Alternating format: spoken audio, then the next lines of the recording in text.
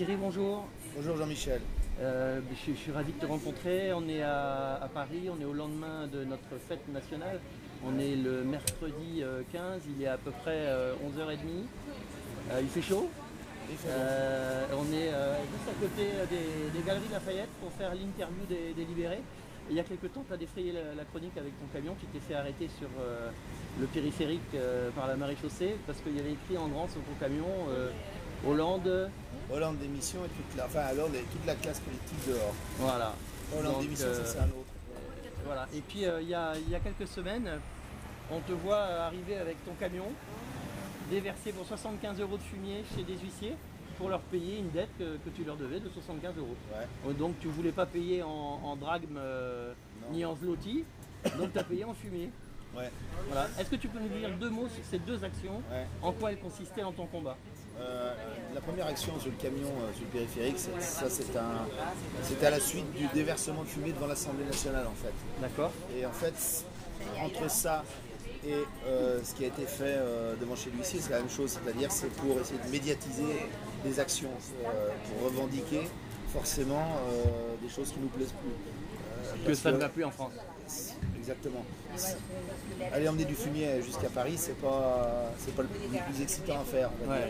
Et par contre, comment marquer l'esprit des gens, puisque de toute façon, quoi qu'on dise et quoi qu'on fasse en France, on n'est pas écouté ni par les médias ni par les politiques. Tout à fait. Si on reste un petit peu dans la légalité, on se fait prendre pour un guignol, donc autant taper les coups forts. Pas un petit peu, on doit rester dans la légalité, mais dans la légalité, aujourd'hui, on peut savoir comment ça se passe. Tout à fait.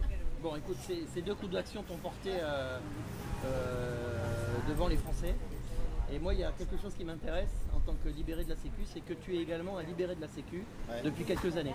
Ouais. Parce qu'il faut savoir que tu as un haras, un restaurant, à peu près une quinzaine d'employés, et que tu te bats contre le monopole de la Sécu, parce que le monopole est tombé. Et toi, ça fait à peu près 5 ans. Ça fait pour pas 5 ans que je suis moi sorti personnellement. Ouais. Alors tu peux nous raconter ton parcours à ce niveau-là? Ouais, c'est assez simple. Hein. J'ai décidé il y a 5 ans d'en sortir. Je ne connaissais pas encore Claude Reichmann, je l'ai rencontré après, j'ai été à ses conférences, j'ai discuté avec lui, on en a reparlé après. Et j'avais déjà entrepris de le faire, donc j'étais déjà assuré ailleurs, donc je suis assuré en Europe comme tout le monde, dans une compagnie d'assurance européenne. Et ça me coûte un assuré social européen. Exactement, et ça me coûte 4 650 € par an. Je suis très bien assuré, très bien remboursé. Et alors qu'avant, je versais comme tout le monde, c'est compte tenu de mon bénéfice, donc ça peut faire 10, 15, 20, 25, 30 000 par an, ça dépend. Et plomber ton bilan comme chaque année. Plomber mon bilan comme chaque année, être très mal assuré, avoir une retraite insignifiante. Avec maintenant, je peux construire ma retraite. Ça fait une grande différence.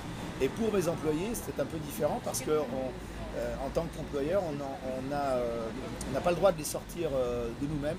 Il faut qu'ils en fassent la demande. Tout à fait. Alors ce qui fait que moi j'ai provoqué un petit peu le destin, on va dire, depuis 5 ans. C'est-à-dire que moi, je n'ai pas versé des charges sociales pour les employés. J'ai déclaré, j'ai fait des fiches de paie, personne n'est embauché au noir chez moi. J'ai fait les choses, on va dire, dans les règles qu'on nous impose, mais on nous impose des règles qui sont fausses. Donc, j'ai provoqué ce qui m'arrive aujourd'hui, le système. Et aujourd'hui, le système, il a répondu de plein fouet pour la simple et bonne raison, c'est qu'ils m'ont d'abord mis en redressement et que maintenant, ils m'ont mis en liquidation. Alors j'ai fait tous les appels possibles parce que... C'est la MSA qui... Non, c'est la MSA. Alors moi, donc, les centres équestres sont considérés comme exploitation agricole, donc on est assujetti à la CMSA. Et c'est comme pour les gens du RSI, c'est la même chose. Mais comme tu considères que la MSA n'a pas le droit d'agir, donc tu te bats contre eux. C'est pas je considère, c'est la loi. C'est la loi. C'est pas moi qui le considère, c'est comme ça, c'est tout. Il faut aller chercher des textes. Bien des gens ne vont pas chercher des textes, et si on va chercher des textes, la MSA n'a aucun pouvoir et aucun droit de faire des mises en demeure ou des assignations au tribunal. D'accord. Voilà. Ce qu'il faut savoir, c'est qu'elles le font, et elles le font sous la coupe de la justice. D'accord. Et aujourd'hui, tes employés, quand tu leur parles de la liberté sociale, de la liberté de s'assurer ailleurs, ils réagissent comment? Aujourd'hui, c'est différent, parce qu'aujourd'hui, à partir du moment où on m'a mis en liquidation, mes employés, ils ont reçu un dossier comme ça épais pour un licenciement, alors que moi, je n'avais encore pas reçu le jugement de la liquidation de mon entreprise. Ça fait quand même plus de 30 ans que j'ai mon entreprise, donc on ne va pas me balayer d'un revers de manche, alors que je me bats déjà depuis des années. Ça fait à peu près plus d'un an, j'en parlais à mes employés. Ils réagissaient comment justement? Ils réagissent comme tous les Français, c'est-à-dire d'abord c'est l'ignorance et après c'est la peur. C'est-à-dire que les gens, ils ont la carte vitale, ils croient que c'est une carte de crédit. ils ne peuvent pas imaginer qu'il puisse y avoir un autre système et qu'il soit mieux, et qu'il soit mieux payé. Et ça, comme on est habitué à tellement être déresponsabilisé et assisté, que les gens n'y croient pas. Alors c'est pour ça que je te pose la question, parce qu'en fait dans une des dernières interviews que j'ai vues de toi il y a quelques jours, tu parlais un peu de l'immobilisme des Français en général. C'est ce que je constate également. On a l'impression qu'il faut prendre tous les Français par la main et leur dire comment il faut faire. Et pourquoi est-ce que toi, Thierry, pourquoi est-ce que moi, pourquoi est-ce que Claude Reichmann, pourquoi est-ce que beaucoup d'entre nous, on a l'énergie et on a le truc en plus pour aller se battre, et pourquoi les autres, ils sont en train d'attendre que ça se passe? À ton avis, qu'est-ce qui fait de toi cet élément Ça me fait sourire. Ça vient d'où de ton envie de te battre? Parce que c'est pas facile de se battre, on le sait. Hein. D'où ça vient cette énergie? Je crois que simplement depuis mon plus jeune âge, le sentiment d'injustice, c'est quelque chose que j'ai en moi et que je supporte pas. Et plus ça va, et plus j'ouvre les yeux, et plus je me rends compte que l'injustice et la corruption et le mensonge est partout. Donc à partir de là, deux solutions. Surtout au niveau de l'État. C'est l'État. Moi je parle même plus d'État aujourd'hui, je parle de pouvoir. C'est pas un État, c'est un pouvoir. Un État, pour moi, c'est quelque chose de propre, quelque chose de digne et quelque chose qu'on peut respecter. Aujourd'hui, on ne peut pas respecter nos politiciens. Ils sont à 95% tous corrompus, je veux dire aujourd'hui, et ceux qui ne le sont pas, ils consentent. Qui ne dit rien consent. Donc pour le moment, je les mets dans le même panier. Il n'y en a pas un qui... J'ai encore jamais vu quelqu'un à l'Assemblée qui va dire je fais la grève, je ne rentre pas dans l'Assemblée parce qu'on ne vote pas les décrets. Enfin, on ne vote pas les lois, pardon, on les décrète. Jusqu'à preuve du contraire, ils bouffent tous au même râtelier, ils sont tous en cumul de mandats et ils sont bien contents d'y être.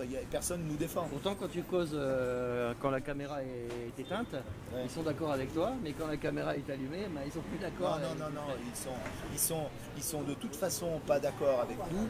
Ils font autrement et on n'a pas les mêmes caméras. C'est toute la différence. C'est-à-dire qu'ils ont leur caméra et on a les nôtres. Mais donc en fait, ces gens-là ne sont absolument pas représentatifs de ce que nous sommes. Ah non, ils sont en total décalage avec ce qu'on est. Donc il faut qu'ils dégagent. Il faut que le peuple reprenne le pouvoir, on est d'accord. Ouais, sauf que ça, alors franchement, avec ce qu'on a vécu hier, je peux vous dire que c'est pas facile. Alors, ça va être le mot de la fin, Thierry. Raconte-moi ta journée d'hier, vite fait. La journée d'hier, c'est très simple. En deux mots, moi je pense que simplement, si on veut changer quelque chose, il faut changer on va dire, de fusil d'épaule, d'angle d'attaque, de fenêtre de tir, de tout ce qu'on veut. Il faut savoir que Paris, c'est pas la France. Et que si on veut changer quelque chose, même si les organes vitaux sont à Paris, il va falloir qu'on change les choses en province. Parce qu'on n'a pas les mêmes structures, on est chez nous, on connaît le terrain, on est plus de monde, il y a moins de force de l'ordre. Si on attaque sur tous les fronts éparpillés en France, on peut arriver à quelque chose. Si on arrive à Paris, c'est impossible. Paris, c'est une forteresse. Et Paris n'est pas la France. Vous avez l'intérieur du périphérique et l'extérieur du périphérique. Hier, on était en gros, parce que la presse peut dire n'importe quoi, on était, je pense, à peu près 2000 quand même. Et on a été bananés dans tous les sens. On a été repoussé par les CRS, on a forcé des barrages, il y a eu quand même des échauffourées qui étaient un petit peu musclées quand même. À la sortie, qu'est-ce qui s'est passé? Ils ont réussi à nous pousser à l'extérieur. Et tous ceux qui sont rentrés, ils les ont tous coffrés. Garde à vue, merci. Il y a eu 250 en garde à vue. Et les médias, ils ont réussi. Les médias vous ont appelé des complotistes. Des complotistes. Et les médias, non seulement les médias nous ont appelé des complotistes, mais je veux dire une chose, les médias nationaux, on n'en a pas vu une. On n'a pas été interviewé par un seul journaliste national. Pour moi, sincèrement, je vous le dis aujourd'hui comme ça, sur les caméras, pour moi, et je le dis grossièrement, c'est de la merde. C'est de la merde et ces gens-là sont des gens corrompus, à la botte du pouvoir. Et ça, il n'y a rien à en tirer. Et tant que les gens, le peuple aura des médias comme ça, eh ben, ils ne bougeront pas parce qu'ils n'ont aucune information. Parce que l'information, il faut l'aller chercher chez vous. J'ai des gens comme vous qui font des vidéos qu'on peut trouver sur le web. Et tant que les gens ouvriront la télévision, puis regarderont TF1 à 13h, à 20h, ça ne changera pas. Les gens sont lobotomisés. Ok, Thierry, bon, un dernier mot pour le mouvement des libérés, pour ceux qui sont libérés de la Sécu. Dis-leur un dernier mot d'encouragement. Alors l'encouragement que je voudrais leur dire, c'est que vous aussi, il faut aussi arrêter des fois d'être lobotomisé, parce que moi j'ai rencontré beaucoup de gens du RSI et en fait ils mènent souvent un faux combat. La plupart des gens que j'ai rencontrés, ils essayent de négocier.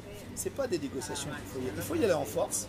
Il faut prendre le mec du RSI, même s'il faut pas le combattre, il faut le séquestrer, il dit maintenant de toute façon on vous emmerde, la loi c'est la loi, appliquez seulement la loi, le RSI on ne vous connaît pas. Assurez-vous ailleurs, faites-le en groupe, et quand vous êtes convoqué au tribunal, n'y allez pas tout seul, vous y allez à 20 aussi, et vous les sortez. c'est pas les 2 policiers qui sont à l'entrée qui vont vous emmerder. Et quand tout le monde aura fait ça dans tous les tribunaux de France, de province, où les magistrats sont corrompus parce qu'il n'y a pas la séparation entre la justice et l'État, et que ces gens-là sont des fonctionnaires nommés, et ne sont pas des élus, par rapport à d'autres pays, je suis à côté de la Suisse, eh bien, à ce moment-là, peut-être qu'on changera les choses, mais ne faites pas les moutons, sortez les griffes.